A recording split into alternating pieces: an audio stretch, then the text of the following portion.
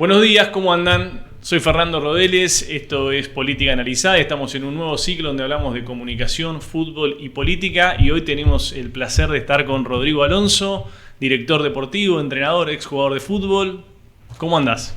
¿Qué tal? Buenos días. Bueno, muchas gracias por la invitación y nada, acá a la orden de responder preguntas y sobre todo el interés de la gente en una hermosa profesión donde hay mucho para hacer y sobre todo ir descubriendo un montón de cosas que el fútbol y sobre todo la comunicación y el vínculo que genera el futbolista, el exfutbolista, directores técnicos, directores deportivos, se puede lograr. Bueno, arranquemos ahí algo que yo titulé como de jugador a entrenador y bueno, vos fuiste jugador, fuiste capitán, fuiste manager deportivo, entrenador, bueno, cambiaste como muchas veces de lugar. Y a mí me gustaría ahí saber qué cambió en tu forma de comunicar cuando fuiste pasando por esos diferentes roles. Sí, tuve la suerte de retirarme grande en esa profesión. Llegué a jugar hasta los 40 años y estaba en un club que se llama Almirante Brown, del ascenso argentino, uno de los más convocantes en la segunda categoría del fútbol argentino. Y nada, me quedaba un año más de contrato. Y el presidente en ese momento, junto al director técnico Alejandro Orfila y Maxi Levy, en este caso el presidente, como me quedaba un año más de contrato y la verdad que se me habían ido las ganas de seguir compitiendo y eso hay algo en nosotros que el día que no estás para competir no querés entrenar y ya empezás a verlos de otro lado. Ya había hecho el curso de director deportivo. Y Alejandro Orfila junto con Maxi me propusieron eso, de sumarme al staff de otro lado, salir del vestuario y sumarme a ese proyecto. Nada, la verdad que me sentí súper a gusto. Fue difícil la toma de decisión en el momento de dejar de jugar, porque quieras o no perdés ese día a día y el vínculo con mis compañeros y el vestuario. Y nada, cuando empecé a descubrir todo lo bueno que tenía desde el otro lado del vestuario, ahí empecé a tomar conciencia de un montón de cosas que uno como futbolista no las ve, o en mi caso sí las veía, pero pocas veces las podía llevar a cabo. Y desde el otro lado se me hizo más fácil. ¿Qué cosas, por ejemplo? Nada, en la toma de decisión de proyectos deportivos, en la toma de decisión de contratación de jugadores, el por qué, averiguar, indagar. Me pasaba como capitán dentro del vestuario de que sabía que iba a venir un compañero y trataba de averiguar con otros colegas o demás para saber cómo entrenaba, cómo era su forma, si era predispuesto a estar en un grupo, cómo llevarse. Siempre tuve la suerte de tener buenos compañeros y generar grupos de trabajo. Y creo que ahí está la cuestión, de generar grupos de trabajo.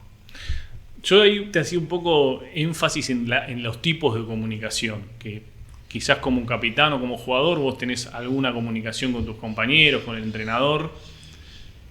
Como entrenador otras, claramente, y como director deportivo tenés que hablar con los dirigentes, con los jugadores, con el entrenador. ¿Vos cuál crees que es la más compleja de esas comunicaciones que tenemos que llevar adelante o que tuviste que llevar adelante y por qué? Te las puedo ir diciendo porque me tocó pasarlas las tres. Como capitán de equipo, uno siempre trata de no hacerle faltar nada a sus compañeros, están en el día a día, en si hay algún problema. Eso en la parte humana, que le doy mucha importancia, porque quieras o no somos seres humanos y nos movemos por emociones. Y nada, y después en la parte futbolística sí estar en el requerimiento de que quiere el director técnico, si poder corregir algo de lo interno, en lo grupal, bienvenido. Y después en lo táctico uno se involucra porque le interesa, entonces trata de ser un mensajero dentro del campo de juego. Cuando pasé a la otra faceta de director deportivo, ya era un nexo entre todas las partes, cuerpos médicos, la gente que se ocupaba de todo lo que es el campo de juego y demás cosas. Y aparte de eso, un nexo con el técnico, que ahí sí tenía la información de qué tenía pensado para cierto partido, siempre colaborando y siempre siendo, dando un punto de vista, no, nunca imponiéndome por decisión propia, sino que siendo un nexo y tratando de darle desde mi punto de vista qué pensaba, y muchas veces coincidíamos. Me pasó mucho con Darío Franco y con Alejandro Orfila de tener mucho feeling a esa hora de la toma de decisión, y muchas veces daba mi parecer y después terminaban tomando la decisión ellos, y muchas veces era la acertada y uno estaba en lo errado. Pero bueno, nada, eso está buenísimo porque quieras o no es un nexo, y como te decía antes, muchas veces como jugador lo hacía. Y después, cuando me tocó dirigir al equipo, es el día a día. Es el día a día, la comunicación hacia el plantel siempre tiene que ser con la verdad. Siempre me dediqué a promulgar eso de dirigirme con la verdad, a ser honesto conmigo y después con los demás. Y nada, tenés mucho que pensar por rivales, por demás situaciones que van sucediendo, que un jugador puedes contar porque hay 5 amarillas, porque con el otro está abajo porque tuvo un problema en la casa, y uno trata de gestionar todo eso. Y no tuve la suerte yo como director técnico en el club, porque todos estos pasos que te estoy nombrando fueron dentro del club.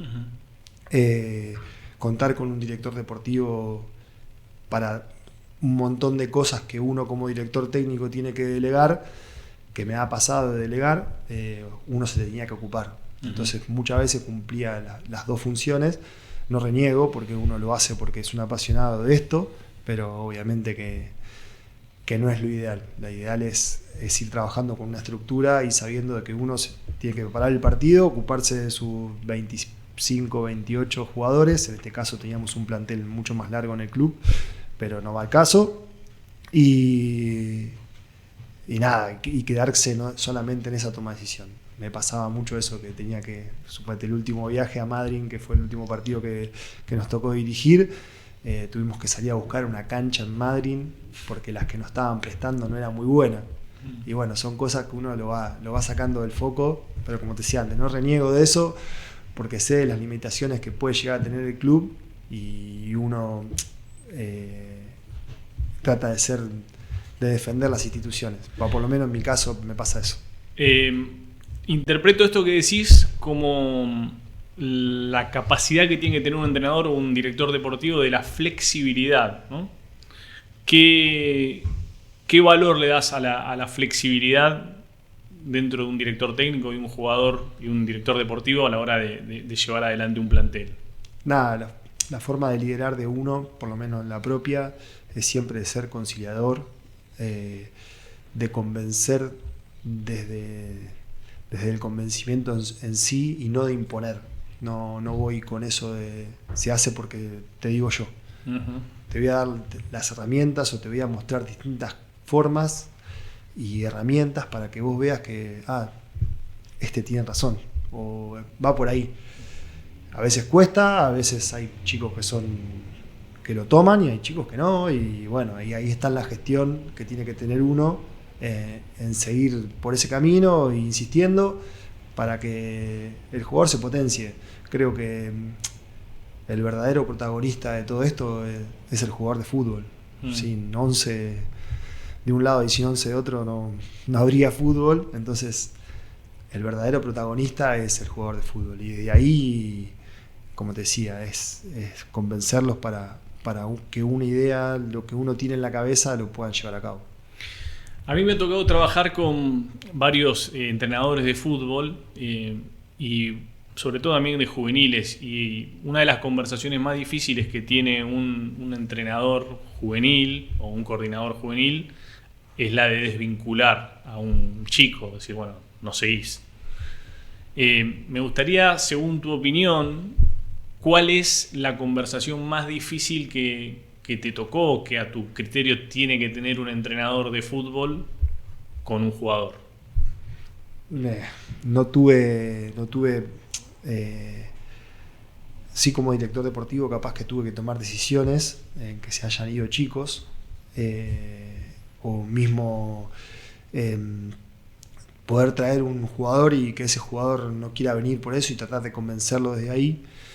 Pero lo que voy es que es muy difícil, sí, obviamente, cuando uno, como en mi caso, trata de ver lo personal, de lo humano y un montón de cosas.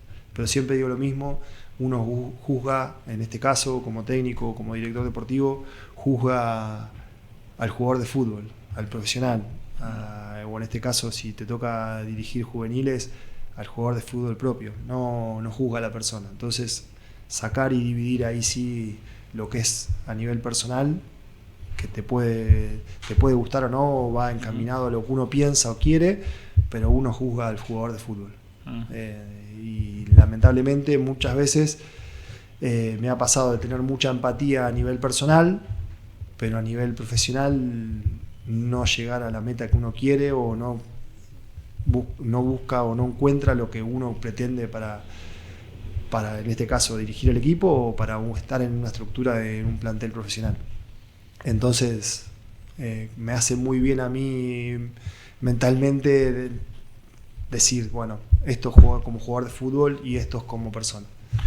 Ahí me imagino que te basás bastante en el dato, en la estadística de cómo rindió ese jugador, y creo que eso le puede llegar a dar un contexto a la conversación mucho más sólida. Yo veía un video hace poco de Gareca explicando de una conversación con Augusto Fernández, y claro, Gareca le da tanto dato y le dice mirá esto, mirá aquello, que el jugador lo termina convenciendo de que, bueno, que tenía que cambiar. En este caso no se tenía que ir, pero bueno,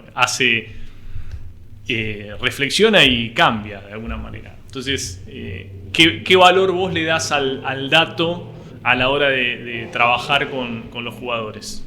No, le doy bastante importancia. Obviamente que no es en la toma final de la decisión, no es lo que uno pondera, ¿sí? Lo que uno busca o ve en el dato es para dónde va orientado, si cumple distintas pautas que uno va poniendo. Y obviamente que el dato, a mayor información, mejor es la toma de decisión. Y nada, son herramientas que uno tiene que utilizar y tiene que tener al alcance de la mano como para la toma de decisión que sea con el menor error posible. Una de las cosas que se habla mucho, que es una de las profesiones más difíciles que hay, la del entrenador de fútbol. Se habla de esto de que es como una silla eléctrica. Contame tu experiencia como entrenador de fútbol y qué opinás de esta afirmación que tanto circula. Nada, te lo divido en dos. Tuve una primera etapa donde no pude formar mi cuerpo técnico y donde fue todo de hoy para mañana y no me fue bien, la verdad que no me fue bien. Gané un solo partido de 10, después tuve bastantes empates y derrotas y no me fue bien. Yo no estaba preparado a nivel estructura de lo que uno pretende, y después volví a mi posición habitual de ser director deportivo, hasta que por decisión del club me dan la posibilidad de poder armar un cuerpo técnico y ahí iniciar mi carrera como director técnico.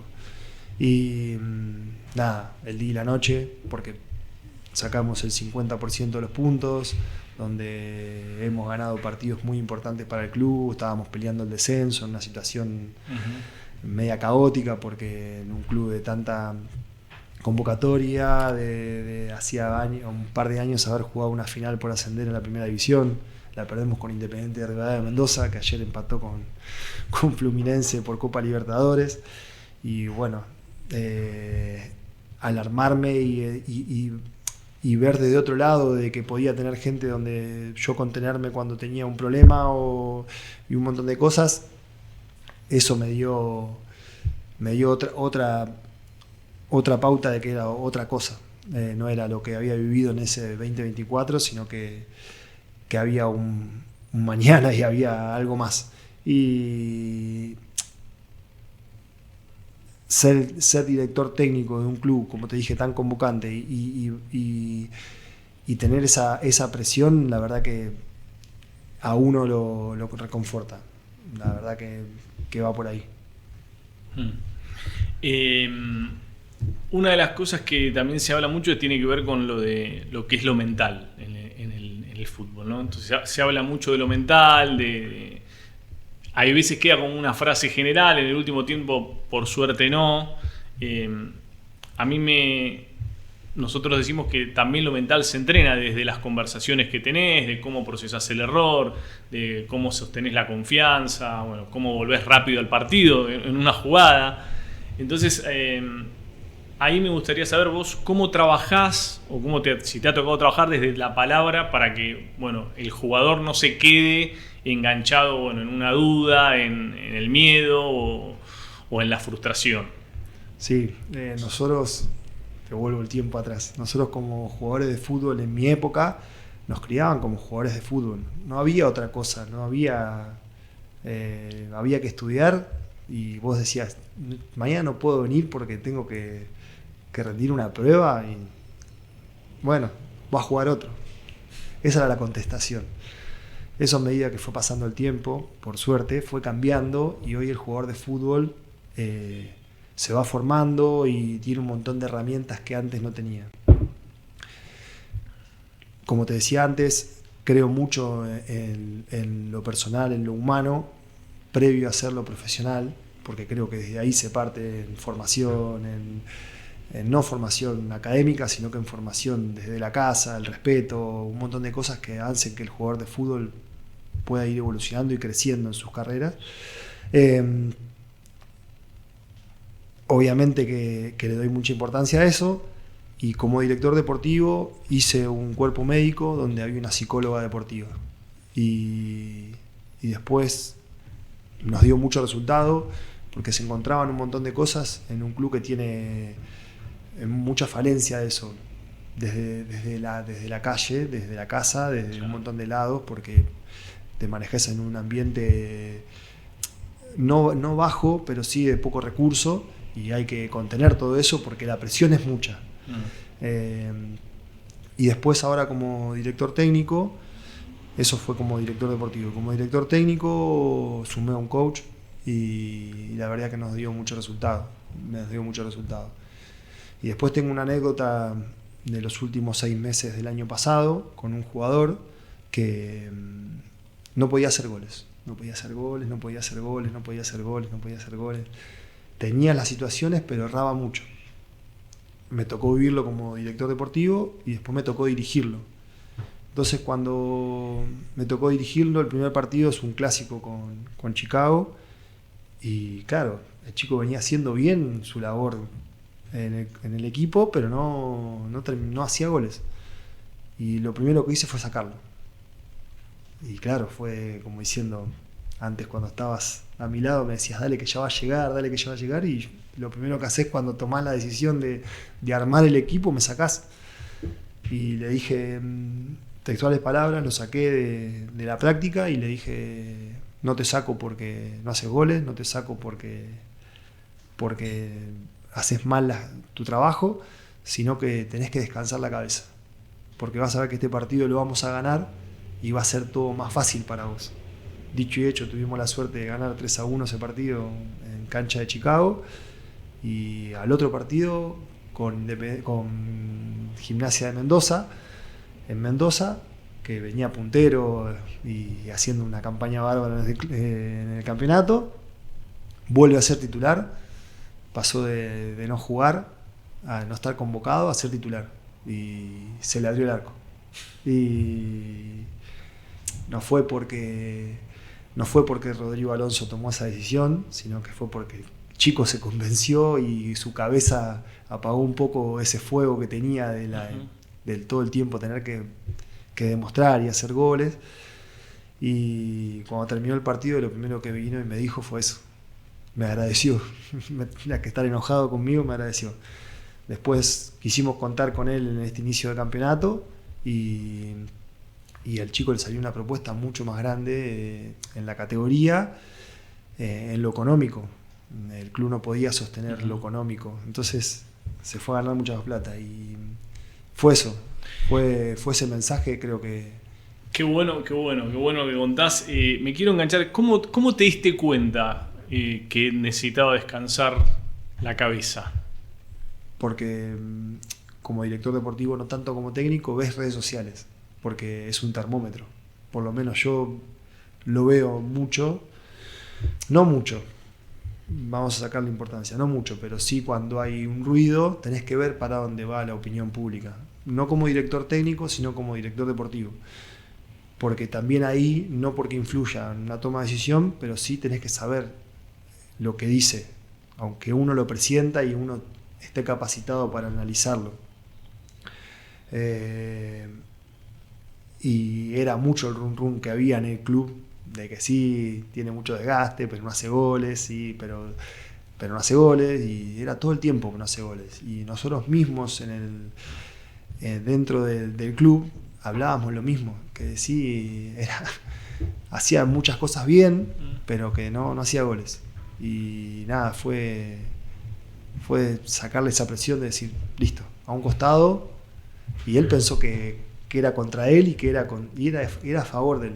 Después el tiempo nos terminó dando la razón, pero creemos que en ese momento era lo acertado. Me sirve esto que decís, porque hablaste de las redes sociales, de los medios de comunicación, de como director deportivo, cómo tenés que estar mirando todo ese tipo de mensajes y de comunicaciones. Entonces, en general, los entrenadores o los jugadores, después de un mal resultado, tienen que hablar, sobre todo en el fútbol, en la primera, en el Nacional B, están obligados como a hablar en la prensa. ¿Cómo se prepara o cómo vos preparabas esa comunicación que tenías que dar ante los medios o ante un streaming? ¿Te tomabas el tiempo para prepararlo? ¿Crees que falta trabajar ahí? Contame tu experiencia con eso. No, me falta trabajarlo, obviamente. Creo que en la comunicación está el gran secreto de todo esto. Aparte de saber de lo táctico, de lo estratégico y un montón de cosas, creo que la comunicación es fundamental. Me estoy preparando y empecé un curso, no para que sea un solamente la comunicación y nada más, sino para que me dé herramientas para poder comunicar mejor e ir al lugar que uno quiere de la mejor manera. Y creo que tenemos que seguir evolucionando y capacitándonos para ser mejores. Después será cuestión de resultado, que lo hablamos fuera del micrófono, que esto es 100% resultados. Si no ganás, no servís, y si ganás, servís. Pero uno dentro internamente y con la familia y con un grupo de allegados trata de ser lo más frío posible y seguir capacitándose para seguir evolucionando. Bueno, pero fíjate qué interesante lo que decías antes, que como director deportivo estaban mirando lo que se llama la escucha social en las redes sociales y cómo de alguna manera lograste ver que eso afectaba al jugador, porque indefectiblemente o no consume redes sociales o si consume, pudiste observar eso. Entonces, ahí te quiero preguntar algo más, quizás vinculado al coaching y no tanto a la comunicación, que tiene que ver en qué valor le das vos a la escucha como habilidad de un entrenador. Sí, muy importante. Me pasó de estar en un club y escuchar mucho a un técnico que tenía un problema personal y escuchar mucho, yo como capitán del plantel, escuchar mucho a un técnico. Y eso me sirvió para el día de mañana, poder escuchar y abrirme a un montón de cosas que capaz que hablar con un jugador y que diga, no, pero yo no me siento cómodo donde me pones vos, porque mi lugar no está ahí, siento que acá te puedo dar mucho más. Y capaz que, como te decía antes, en mi carrera que me marcó como futbolista era jugar acá y no hay otra.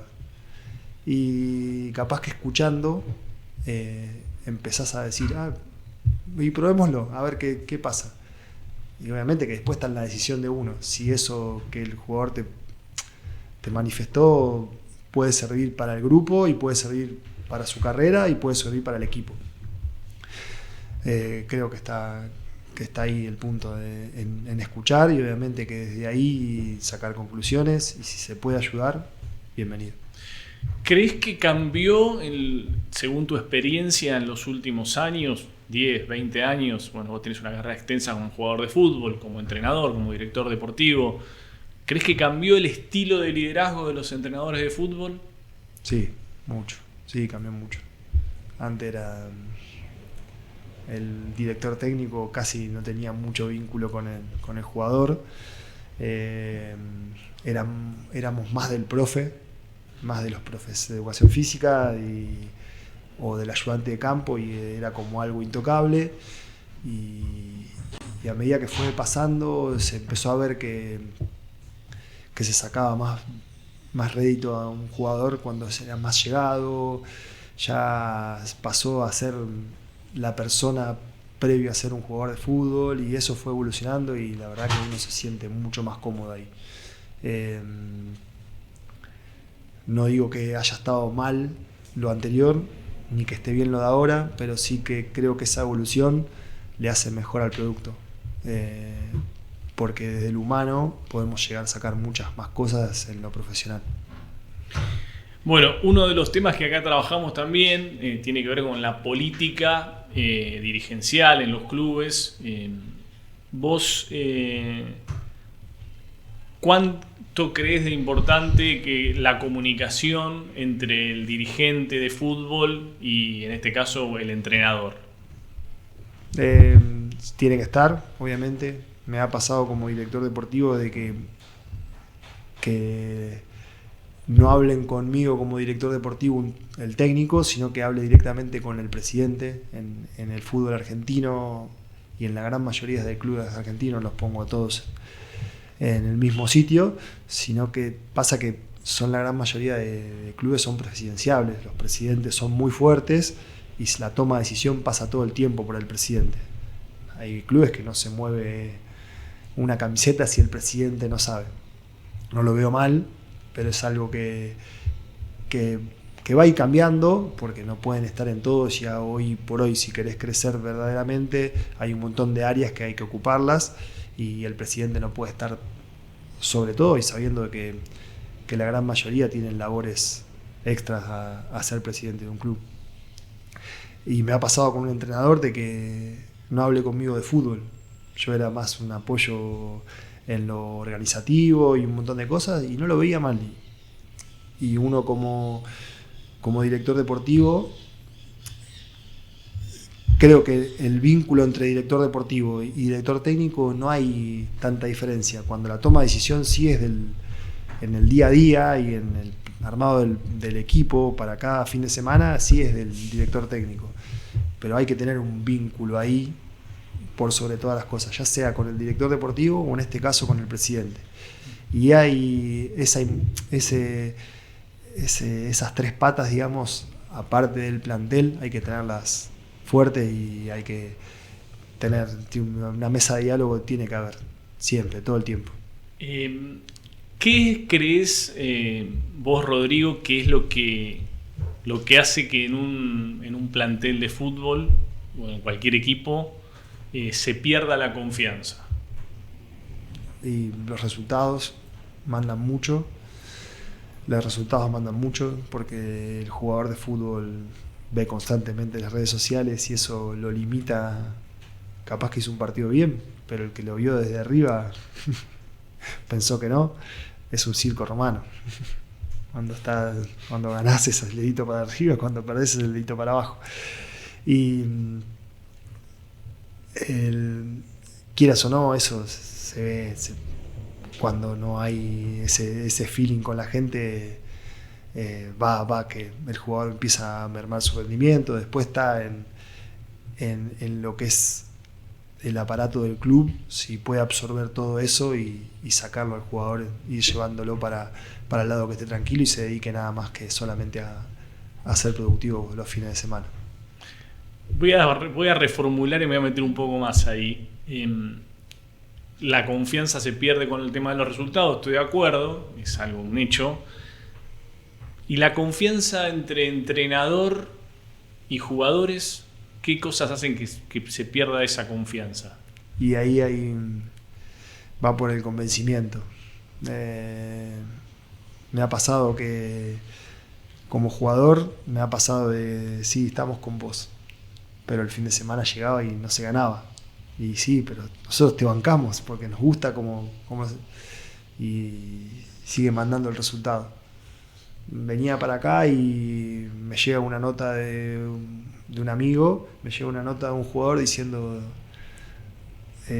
sí, con el técnico no estoy más en el club obviamente por una cuestión de resultados, y me llega una nota del jugador diciendo, sí, con el técnico anterior estábamos muy bien, pero no tuvimos suerte.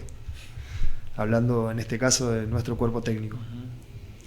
Y yo no veía que había algo que se haya roto con el plantel. Todo lo contrario, porque nosotros el último partido ganábamos 1-0 hasta ganábamos 1-0 todo el primer tiempo, al minuto 11 nos empatan después de una pelota parada que les dijimos que era una de las maneras que nos podían hacer un gol, porque era muy fuerte en pelota parada.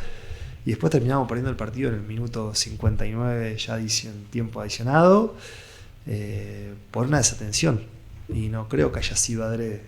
Y nada, nosotros tomamos la decisión de dar un paso al costado y sabiendo esto, que el plantel nos seguía respondiendo, porque había buena relación, no teníamos conflicto casi con ningún jugador. Obviamente que al que no pones siempre vas a tener un conflicto. No a nivel personal, pero sí a nivel profesional.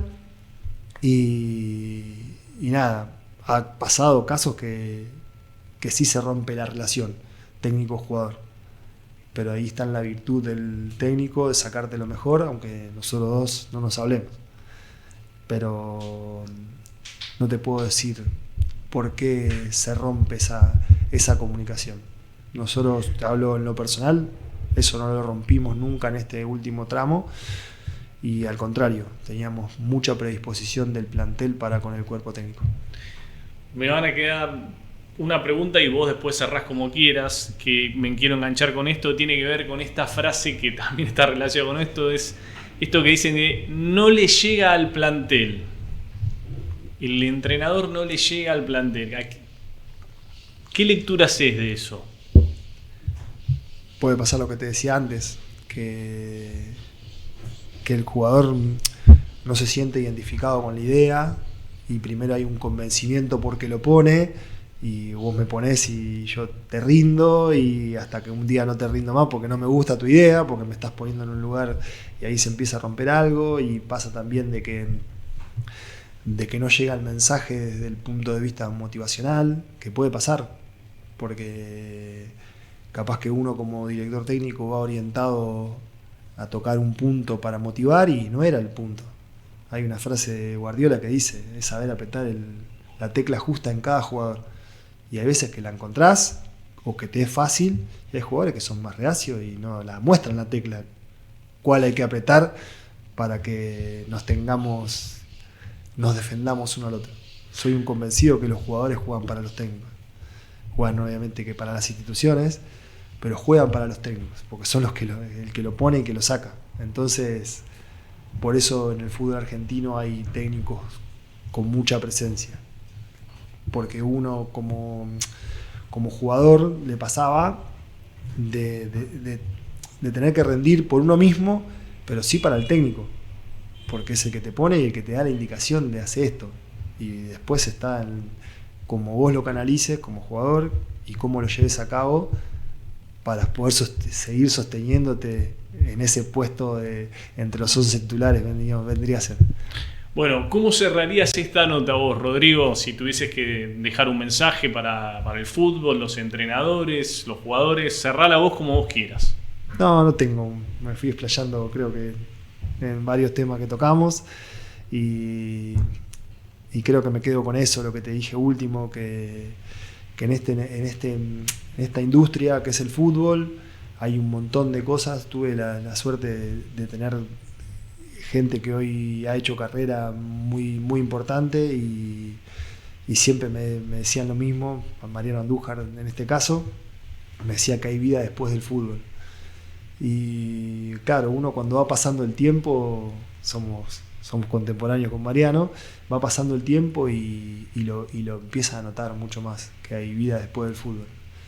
A mí a los 32 años me decían viejo, porque era el más grande del plantel, y a medida que fue pasando era cada vez más grande y cada vez me decían más, los más cercanos míos me seguían diciendo viejo. Y creo que hay vida después del fútbol. Para esta profesión yo soy joven, para la vida soy joven, pero para ser jugador de fútbol ya no, somos viejos. Entonces nada, que me quedo con esa frase de que hay vida después del fútbol, que es una industria hermosa, que a uno lo apasiona y que en el rol que uno ocupa dentro de un club o dentro de esta industria hay que defenderlo de la mejor manera. Gracias. No, nada, gracias a ustedes.